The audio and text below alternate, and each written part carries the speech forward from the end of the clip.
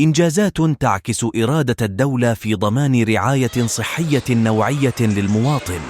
تحديات للمؤسسة العمومية الاستشفائية بالحجار بولاية عنابة، وفريق طبي محترف وطاقم إداري مختص في مجال الخدمات الصحية يعيد للمؤسسة بريقها. لقيت فيهم الكل، لقيت في النوبة، ما لقيتش معاملة كنا والملف وكاين تحبوا تطلعوا عليه تديو الملف بلي عقبت الأمور هذه كل ديو، ما حتى واحد فيهم.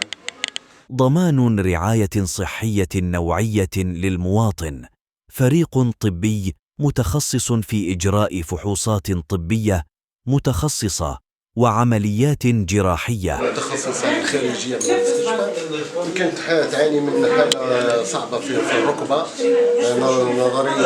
نظرا لسقطت يعني عملية سقوط حر. في التشخيص في الخارجي تم العثور على تمزق في الرابط الأمامي داخل الركبة الذي يقوم انه يستابيليزي الركبه، يحكم الركبه في مقرها. كانت تتعرض دائما نظرا للتمزق تتعرض لعمليه سقوط دائم، فالحمد لله تم تكوين الملف. كونا لها ملف في وقت وجيز تم برمجتها وتمت عمليه بالمنظار بدون فتح عام الركبه، درنا لها وتر جديد، رابط امامي جديد داخل الركبه، وان شاء الله تكون تسترجع العافيه تاعها. وقام الفريق الطبي المتخصص بترميم واصلاح اربطه مفصل الرجل لهذه المريضه عن طريق المنظار، وهي العمليه الجراحيه التي تتطلب تجهيزات متخصصه وعاليه الدقه. الطاقم الطبي قاموا بك، كفلوا بك احسن تكفل. قاموا بي الحمد لله يا رب، يساعدوا في المرضى يحطوا الملفات نتاعهم، والعمليات تكون يعني على احسن ما يرام. العماري ريان، مساعدة تمريض في مصلحة الجراحة العامة مستشفى الحجار. نخدم هنا عندي تقريبا 4 سنوات. الحمد لله في الفترة الأخيرة منذ التغييرات التي حدثت في المصلحة تحسنت ظروف العمل، وبالنسبة للطاقم الطبي والشبه الطبي وخاصة بالنسبة للمريض أصبحنا نستقبل مرضى أكثر وتكفل حسن، وأصبحت من أولوياتنا المريض. لمسيرة مهنية ناجحة هذا هو الطريق. كمريض كما نقولوا زاولت كما نقولوا لقيت المستشفيات تاع عنابة كاملة، هذه الأحسن. هكذا كان رد أحد مريض بكلمة: هنا أحسن معاملة بالمؤسسة العمومية الاستشفائية بالحجار. عملية نزع المرارة،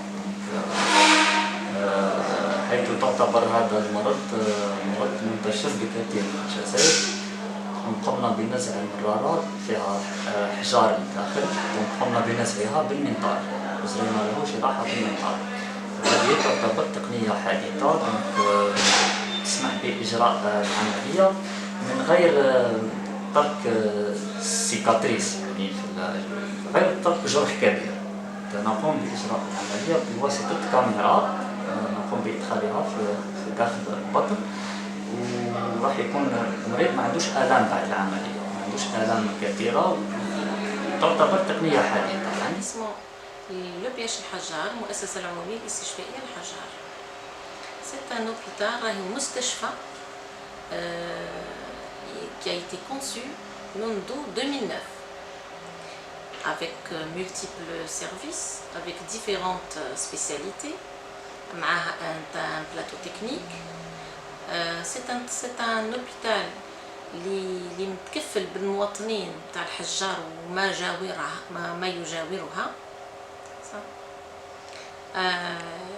bien sûr avec معناها المواطنين عامة.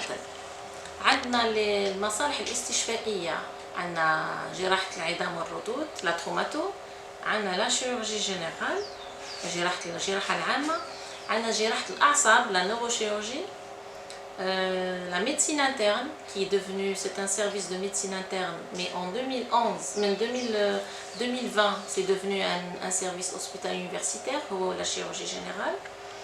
Un service de réa médical avec 3 lits qui a été conçu en mai 2015. C'est une bonne réalisation qui a marqué l'hôpital, qui a donné une valeur ajoutée.